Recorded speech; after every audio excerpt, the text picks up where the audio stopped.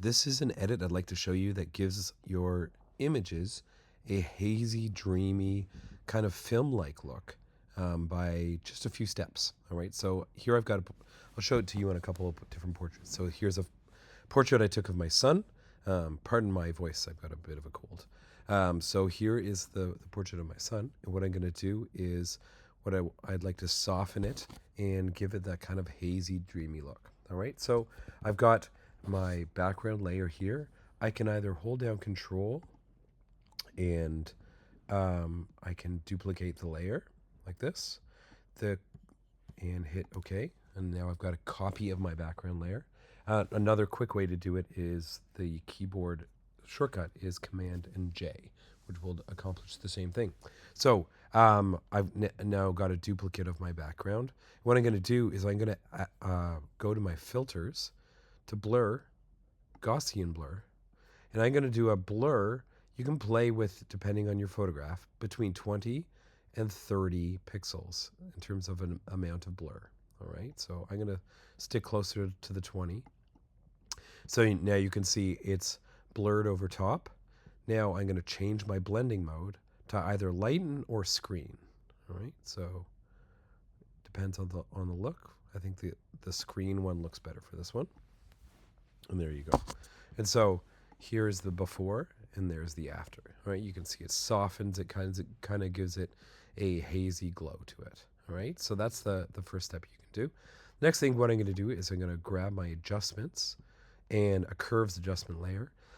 And I'm going to use a classic S-curve here just to make it really like a soft S-curve to bring some of those contrasts back. And I'm going to pull up my blacks, which is at the end, right, just to lighten things. So there you go. So I've got a gentle S-curve, and I'm pulling up my blacks on the end of the curves adjustment layer. Right, so there's before and after. Last thing I'm going to do to give a bit of a feel of film, I'm going to add a bit of noise to it. So I'm going to go back to my filters, noise, add noise, right?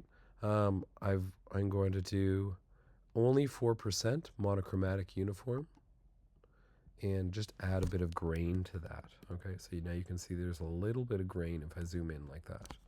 Okay, so there it is. I'm going to repeat it one more time just so you can see. This is a portrait I took of my mother a while back, right? Nice window light with the light coming across. So I am going to duplicate the image by going Command and J. Now I've got a duplicate layer. I'm going to my filters, blur, Gaussian blur, and again I got a 20 pixels. And I'm going to change my blending mode. You can choose between lighten or screen. All right. In this case, I think I like the lighten one better than the screen, just based on the light.